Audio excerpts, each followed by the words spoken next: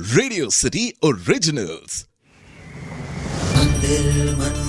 मंदिरों से हम सभी की आस्था जुड़ी होती है और इन्हीं मंदिरों से जुड़ा हुआ होता है एक इतिहास, एक कथा। इन मंदिरों से जुड़े हुए इतिहास और कथा को हम जानेंगे इस पॉडकास्ट सीरीज पर, जिसका नाम है मंदिर धरोहर भारत की।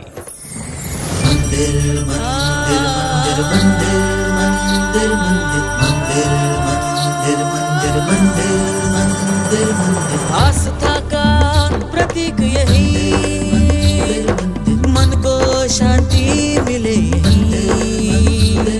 निराशा में आशा मिले यही, जगमाता और पिता मिले यही।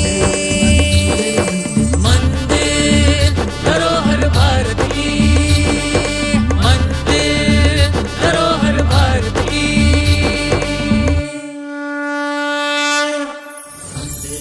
आज हम जीवदानी मंदिर की बात करेंगे। जीवदानी मंदिर समुद्र तल से लगभग 1500 फीट ऊपर पहाड़ी पर है। अधिक विश्वसनीय स्रोत 728 फीट का हवाला देते हैं।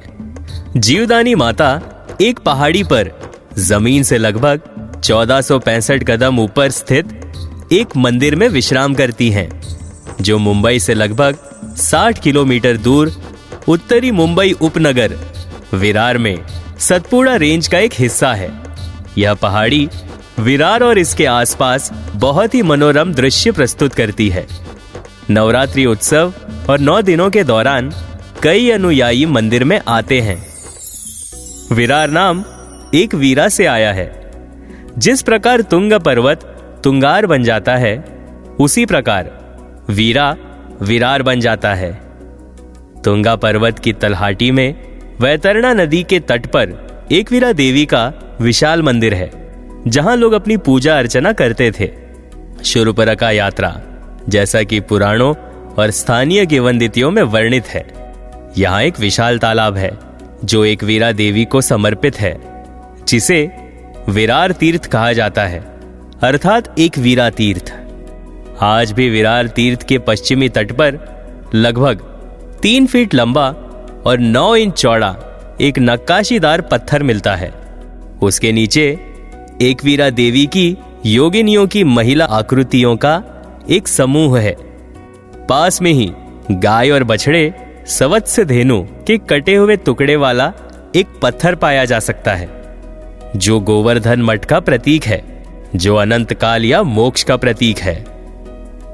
आगे बढ़ते हुए चट्टान के एक टीले के नीचे गाय के 2 पैर गौपद हैं, जो मोटे तौर पर चट्टान में काटे गए हैं। जीवदानी देवी की पौराणिक कहानी इस प्रकार है।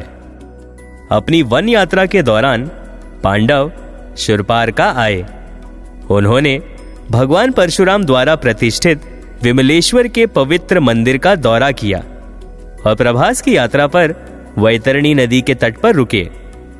वहां उन्होंने विरार तीर्थ के तट पर भगवती एकवीरा की पूजा की। वहां की शांति और उदात्त प्रकृति को देखकर उन्होंने पास के पहाड़ों में गुफाएं बनाने का फैसला किया। उन्होंने ऐसा किया कि पास की पहाड़ियों पर एक गुफा में एकवीरा देवी के योगलिंग की स्थापना की और उसकी पूजा की। वे उन्हें भगवती जीवधानी कहते थे, वह देवी जो जीवन की वास्तविक संपदा है। ऐसा करते हुए पांडवों ने साधुओं के लिए शीर गांव से लगभग 1 मील की दूरी पर छोटी गुफा का एक समूह भी बनाया, जो अब पांडव डोंगरी के नाम से जाना जाता है। कई योगी पांडव डोंगरी में रुकते थे और जीवदानी देवी के दर्शन करते थे। जगत गुरु शंकराचार्य के आगमन के समय विरार में एक महार या मिराशी रहते थे, जो गांव के मवेशियों को चराते थे। वे जगत गुरु शंकराचार्य पद्मभान स्वामी के दर्शन के लिए निर्मल मंदिर आए और अनुरोध किया कि वे उन्हें आशीर्वाद दें, ताकि वे अपने प्रिय कुल देवता के दर्शन कर सकें। जगत गुरु महार की भक्ति से प्रसन्न हुए और उन्होंने जीवधानी की तलहाटी में गौ माता की सेवा करने की सलाह दी और कहा कि उचित समय पर उन्हें अपनी देवी के दर्शन होंगे और गौलोक की प्राप्ति होगी। उन्होंने जीवन भर जगतगुरु शंकराचार्य की सलाह पर अक्षरशः पालन किया और गांव के मवेशियों को चराया। गांव के मवेशियों को चराते समय वो अपने साथ एक गाय को भी चरते हुए देखते थे, जिसके मालिक ने उसे चराने के लिए उसे कभी पैसे नहीं दिए थे। उसने अपने पुण्य से गाय के मालिक का पता लगाने की ठानी। वो गाय के पीछे पीछे जीवधन पहाड़ी की चोटी पर पहुंच गया। दिव्य गुणों से युक्त एक सुंदर स्त्री प्रकट हुई। महार को जगत गुरु शंकराचार्य के शब्द याद आ गए और वो समझ गया कि वो कोई और नहीं बल्कि उसकी कुल देवी जीवधानी है। वो बहुत खुश हुआ और पूछा, हे माँ, मैंने आपकी गाय चराई है, क्या आप मुझे उसको चराने के लिए भुगतान नहीं करेंगे? देवी प्रसन्नता से मुस्कुराई और महार के हाथ में कुछ पैसे देने ही वाली थी कि तभी उन्होंने कहा, मुझे मत छुओ, मैं महार हूं। मुझे कुछ ऐसा दो जो स्पर्श, शब्द, गंध, रूप और आकृति से खराब ना हो सके। यह जानकर देवी ने पूछा, अरे मेरे बच्चे, तुमने वर्णाश्रम धर्म और मोक्ष धर्म का यह अनोखा ज्ञान कहां से सीखा? इस पर महार ने उत्तर दिया, किसी और से नहीं बल्कि जगत गुरु शंकराचार्य की कृपा से। भगवती इससे प्रसन्न हुई और कहा, अपने पुण्य से इस गाय को देखो, जो कामधेनु के अलावा और कोई नहीं है, जो तुम्हारे पूर्वजों को अपनी पूंछ से वैतरणी को पार करके उच्च लोक में ले गई है।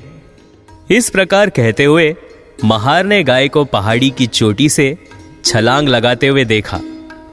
उसके 2 पैरों के निशान पहाड़ी के फर्श पर और बाकी के 2 पैरों के निशान वैतरणी नदी के पार स्वर्ग में थे। अब देवी ने कहा, मैं तुम्हें वह वस्तु प्रदान करती हूं जिसकी तुमने मांग की थी, और वो है मोक्ष। इतना कहकर महार को मोक्ष, वास्तविक जीवन धन की वास्तविक संपदा प्राप्त हो गया। और देवी गुफा में गायब होने वाली ही थी कि तभी एक बंजर महिला ने यह सब दिव्य घटना देखी और चिल्लाई, देवी देवी, अंबा अंबा, क्या आप अपनी इस बांझ बेटी को हमारे जीवन धन एक बच्चे के बिना छोड़ देंगी? देवी उसकी प्रार्थना से प्रसन्न हुई और बोली, आप वास्तव में महान हैं, जिन्होंने हम तीनों को देखा। मैं अब आपको एक बच्चे का आशीर्वाद देती हूं। महिला इससे संतुष्ट नहीं हुई। उसने कहा, हे तीनों लोकों की माता, न केवल मुझे आशीर्वाद दें बल्कि आपकी सभी बांझ बेटियां जो आपसे प्रार्थना करती हैं, उन्हें संतान प्रदान करें। देवी इस पर प्रसन्न हुई और बोली, देखो, कलयुग के आगमन के कारण अनुष्ठान की पवित्रता बनाए रखने के लिए मैं इस गुफा के कोने में एक छेद में रहूंगी। जो बांझ महिलाएं इस छेद में मुझे महुरगढ़ में मेरे मूल स्थान की तरह सुपारी चढ़ाएंगी, उन्हें संतान का वरदान मिलेगा। ऐसा कहकर देवी अदृश्य हो गई। इस महिला ने इस घटना का प्रसार किया और इस प्रकार एक बार फिर जीवनधान पहाड़ी पर तीर्थयात्रियों का आना शुरू हो गया। वर्तमान में स्थापित मूर्ति हाल ही की है। मूल गर्भगृह गुफा के कोने में स्थित छेद है, जो पूजा का मुख्य स्थान है। दशहरे के दिन यहां एक मेला लगता है, जिसमें हजारों लोग शामिल होते हैं। पर्यटक अक्सर इस किले का दौरा करते हैं। देवी के मंदिर का पूरी तरह से नवीनीकरण किया गया है और वहां सफेद संगमरमर की सुंदर मूर्ति स्थापित की है। यहां श्री कृष्ण को समर्पित एक मंदिर भी है। तो ये थी जीवदानी मंदिर से जुड़ी हुई कुछ बातें। आप सुन रहे थे मंदिर धरोहर भारत की, ओनली ऑन रेडियो सिटी।